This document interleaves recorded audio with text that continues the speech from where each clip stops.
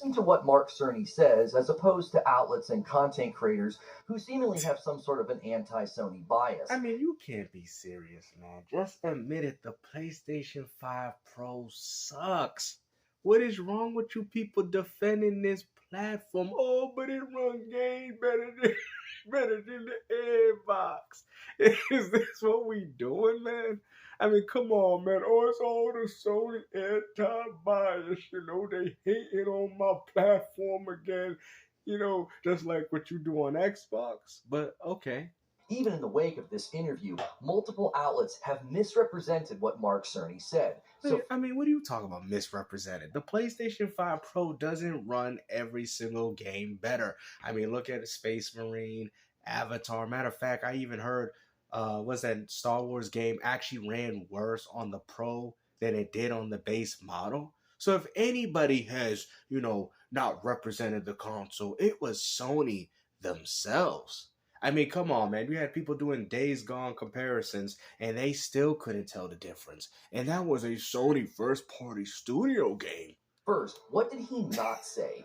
He did not say they are bringing FSR 4 to the Pro. That is probably going to Oh, here become we a go. pretty. We gotta wait till 2026 when Microsoft drops. Until Microsoft drops their next gen console that completely blows this trash out of the water, y'all really have the audacity to talk crap about the new Xbox being $800 when you spent $800 on a measly upgrade?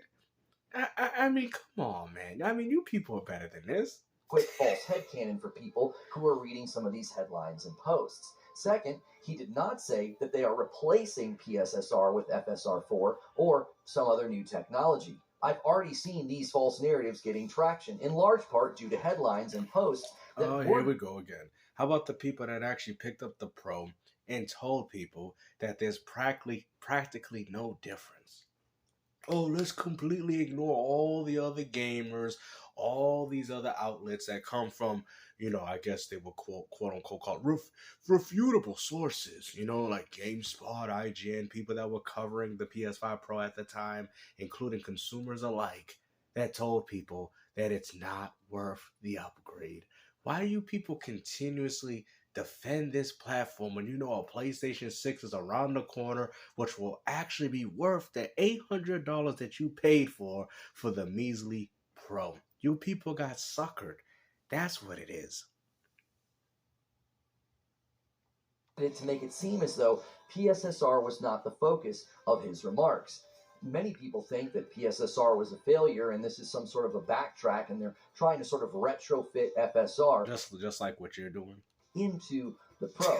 That is simply not the case. This is the result of Project Amethyst and the work that is helping both companies. Again, Thankfully, Eurogamer actually got the headline correct in their article titled Mark Cerny, FSR 4 for PS5 Pro is the next evolution of PSSR, which is essentially what this is about. The evolution of PSSR, not backporting or... I mean, imagine buying a console and you can barely even see the upgrades now. We have to wait till 2026 to finally see the power of this PlayStation 5 Pro when you got Microsoft's next generation console around the corner. Keyword, next generation. Not a mid-gen refresh. Now we're starting to see as to why Microsoft never made one, because what would have been the point of it? Oh, because we can have a temporary upgrade, and when the PlayStation 6 comes out, the PS5 Pro ain't gonna be nothing but another paperweight, a $700 to $800 paperweight that you bought on the false pretense that you would have got 8K and 120 frames on some old games, and it still ain't happening. I mean, come on, man, y'all got lied to. Putting FSR 4 onto the Pro. Also, just he makes it clear, before even getting into the details, that this is some of the first results from their joint venture, Project Amethyst, with AMD. He said the following. The neural network and training recipe in FSR 4's upscaling. Bro, I don't care what this says, man. At the end of the day, people picked the Pro. They barely see a difference, and people are telling you that it's not worth the $700 to $800 upgrade, especially when we got a next generation console around the corner. I mean, this is no different than Sega dropping the 32X with the Sega Saturn out. I mean, just admit it. You got played, guys. You paid for some over expensive hardware that's gonna be obsolete in the next 2 years. Like, what do you people don't understand, man? This was stupid. You should have invested that money in a PC where it's better. Are the first results of the Amethyst collaboration, and results are excellent. It is a more advanced approach that can exceed the. What I didn't know at the time was that this was going to help evolve PSSR on the Pro that I already have in my house. I assume this was mainly setting its sights on the PlayStation 6, which is still true.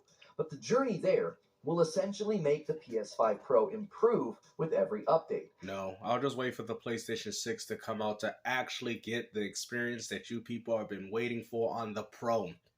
What do you people don't understand? You're getting a little bit of taste of what you feel next generation is, and the Pro still can't give you that. You wasted $700 to $800 on a pipe dream. You know, how many times does Sony got a false market their consoles and you people go out there and run out there and buy them just to find out that they can't even do the things that you want them to do? But we can play everybody. Okay, go ahead. Listen to what Mark says. Our focus for 2025 is working with developers to integrate PSSR into their titles. In parallel, though, we have already started to implement the new neural network on the PS5 Pro. Our target is to have something very similar to FSR4's upscaler. This is a very nuanced and specific way of talking about it. That's why this is needed. They are evolving in. Bro, ain't nobody need a PS5 Pro because you know what? At the end of the day, the developers are going to focus and make the games for the base PS5 model. Just like y'all said that nobody wants to prioritize the Series S. Well, the same thing could also be said for the Pro. Why would people prioritize a console that is a little bit more powerful than the base model when majority of the consumers have that specific model? That's why there was no point for this upgrade. This is why you guys got played. You guys keep telling yourself we pay $700 to $800 in a high quality game unit just to find out that the games practically look the same. Improving PSSR. They're not replacing it. They're not putting FSR4 on the Pro. They will, as he said, have something very similar to FSR4, but not FSR4 itself. And I mean, bro, Reforge Gaming, man. I mean, at this point, ever since that roast happened with Xbox Better, I mean, you have truly lost it, bro. I mean, I think people started to think that this dude's worse than Porter Rock. No wonder he was on his podcast expressing your emotions. Oh, you know, people, you know, they're attacking me, harassment, you know, even though I got paid because people said everybody better, you know, they messing with my family, man. Apparently, this ping pong match of benefiting both AMD and PlayStation, this is the path forward. Yeah, what about the gamers though? What about who's benefiting out of that? Because most people didn't pick up the platform. Sony ain't benefiting because nobody cares about this piece of garbage. Matter of fact, it probably sold worse than the PlayStation VR. Said near the end, FSR4 and this next evolution of PSSR are a paradigm for our future. That next evolution will be on the PlayStation 6, bro. Nobody cares, bro. At the end of the day, the real experience, it's all going to be obsolete when the PlayStation 6 comes out. That's why nobody cares for this platform.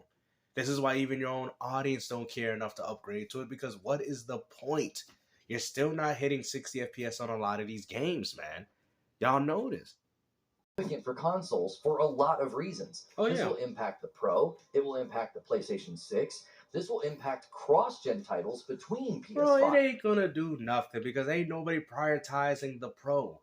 What are you talking about, man? It seems like Microsoft's putting more prioritization in your games than Sony themselves, because Days Gone looks exactly the same on the Pro that it does on the base PS5 model. So clearly Sony ain't doing nothing with it. I don't hear people talking about how much better Helldivers 2 runs on it. I mean, what are we doing here, man?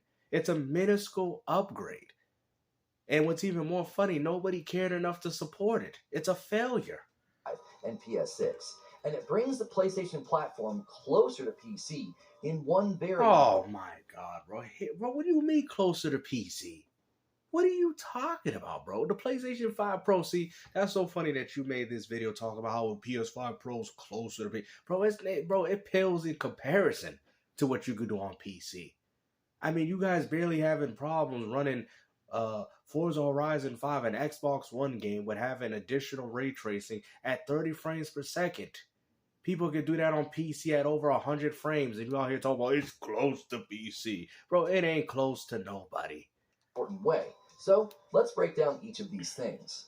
The impact on the PS5 Pro won't be seen until 2026, but the benefit seems both. You heard what he said? You won't see it until 2026. Let's hear that again. In one very important way. So let's break down each of these things.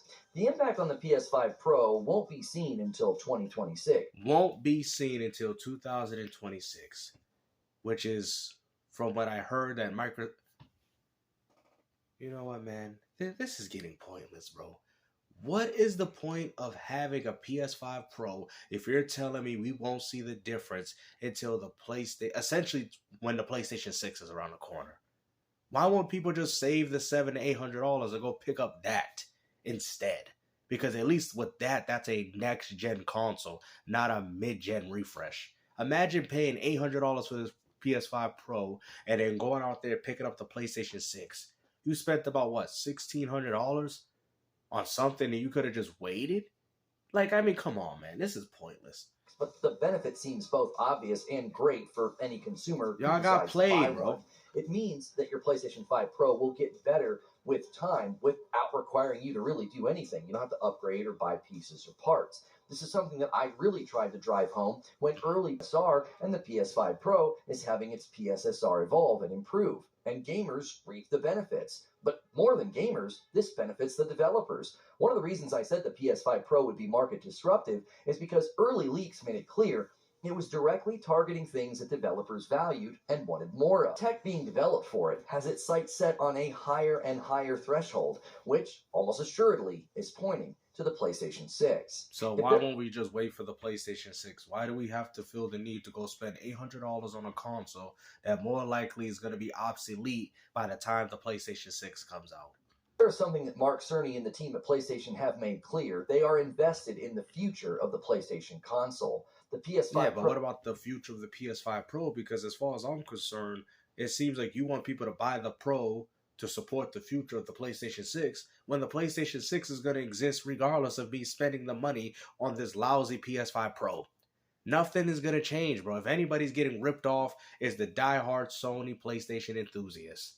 And y'all know so much more than a mid-gen refresh. It's almost... Okay. Are you essentially saying that the PS5 Pro is more than a mid-gen refresh? Well, according to your logic, then that means the PlayStation 6 wouldn't exist, would it? Bro, come on, bruh.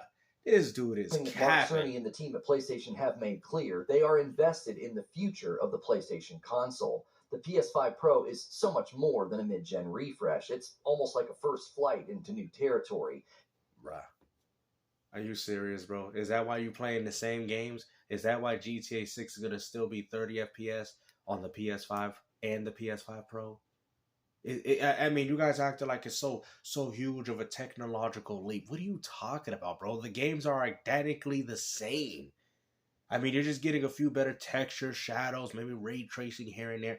But overall, the games play entirely the same. This is not an evolution. This is not a breakthrough.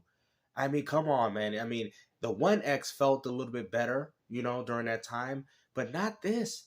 I'm sorry, man, but I wouldn't go as far to say that the One X revolutionized the way we played gaming. Then, according to your logic, the PS5 Pro is future-proof. Well, we know it ain't. You guys are struggling to run the same games that the base PS5 model has no problem doing. And something from the Eurogamer article, Mark Cerny makes it clear they have a long-term goal beyond the PS5 Pro. Yeah, we know. The longer-term goal is to work together to create a more ideal hardware architecture for machine learning, something for the end of every console gen. It means they can always go out with a bang. We should be getting the absolute best versions of games as the hardware becomes... And you're still not, because the best versions of games are still on PC. Better with improvements to things like PSSR. It also means that cross-gen titles should benefit as well. A late-gen title for PS5 and the PS5 Pro... How so? Because what's going to end up happening, Intergalactic and Marvel Wolverine are going to be cross-gen between the PS5 Pro and the PlayStation 6? And which version do you think will be better? Ding, ding, ding, ding, ding, ding. Good answer, Carl. The PlayStation 6. So you guys are out here paying $700 to $800 for a game that's gonna run better on the PlayStation 6 anyway. It's stupid. Watch all these dudes start trading in their PS5 Pros and putting it towards the PS6 because of how redundant the PS5 Pro is. Should be tapping into the technology that will be on the base PlayStation 6. While some gamers really dislike that period of time where there's cross-gen support as they're trying to get consumers to migrate over, the benefits are so clearly seen. Imagine Ghost of Tsushima 3 leveraging the You really think you're gonna get a Ghost of Tsushima? Bro, you're not even gonna get a Ghost of Tsushima 3 on the PS5 Pro. You're going to get a cross-gen version of Yote, and it's probably going to be re-released for the PS6, and it's going to run and play better on the PS6. What are you talking about, bro? You're acting as if the PS5 Pro bridges gap between mid-gen and next generation. Just admit it. It's a waste of money, bro. And best version of PSSR on the PS5 Pro. And no, the best version will be on PlayStation 6.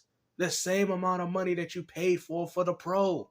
Having a direct impact on how the game runs on the PlayStation 6 because it's going to be leveraging the same tech. It's not going to be leveraging anything because the PlayStation 6 version is going to blow it out of the water. Bro, why are we even having this conversation, bro? This dude be capping so hard. So you're essentially telling me that the PS5 Pro version is going to be better than the PS6 version? Bro, I don't want to hear this no more. It's over. Stronger hardware. And this means that consoles are starting to inch into brand new territory previously only occupied by gaming PCs. No, and it's still occupied by gaming PCs because it's still a lot stronger than what you paid for with the Pro.